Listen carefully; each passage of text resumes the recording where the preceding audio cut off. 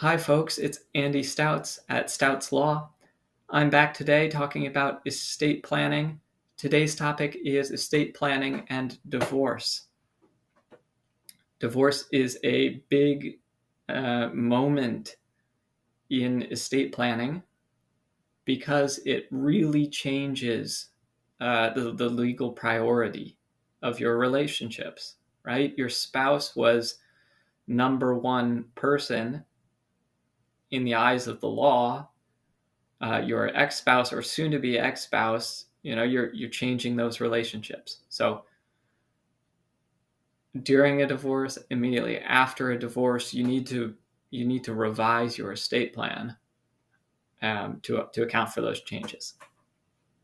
So the default rules try to handle it, right? Because they know you don't want your ex-spouse being the same person in your plan, in your property disposition, as they were before. But it's not complete, right? There are some things that happen like accidentally that you really need to pay attention to. So your ex-spouse, upon divorce, your will provisions in favor of your former spouse are canceled. Same thing with revocable trusts, canceled. But not with irrevocable trusts, and not with life insurance designations or retirement account beneficiary designations. But then transfer on death property deeds, yes, the law does automatically cancel those. So, if you had an estate plan where your spouse was everything, it's going to go to pieces after your divorce because some of them will automatically be canceled, but some of them won't be. So you should revise that and make sure it's all undone. Everything you want undone is undone. So I'll try to put those citations, in the text version of this. But it's oddball. So you can't just assume that we're divorced now. Now my ex-spouse doesn't get anything. The other big point to keep in mind is that the default change in the law only happens on the date of the dissolution decree or annulment. So while your divorce is pending, you probably don't want your soon-to-be ex-spouse, to be in the same position, but the law hasn't caught up to your family situation yet.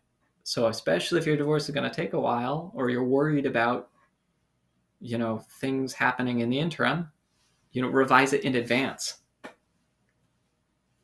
Okay. And lastly, even where the law automatically takes care of straightening things out, it's still good form to go back, restate your will, restate your trust, and take it out, update it, take out the references to your former spouse as a beneficiary, note that the marriage existed but ended in divorce. Is it legally necessary? No, maybe not, but it's protective of you. It reduces the risk of a conflict later, and conflicts are expensive. So you should be revising everything anyway. And lastly, you probably want to rethink your entire scheme of disposition after your divorce, because now, instead of being married and jointly responsible for any children, or jointly responsible for your parents, your relatives, whatever, it becomes kind of just you, in a sense. So maybe it's time to set up a trust for your children, because you can't assume that your property is going to your now ex-spouse. So, you might need to use documents in a different way to sort of stand in for what you used to rely on this other person for. So If you're getting a divorce, you should think about your estate plan. You should get one if you don't have one. You should make the revisions to make sure it works like you want. So that's a quick overview. Your situation is almost certain to be special and different. So that's why we have initial planning meetings. You can book online, you can call me, and I'd be happy to talk about, what you specifically need. So that's all for today. Thank you very much, and hope to talk to you soon.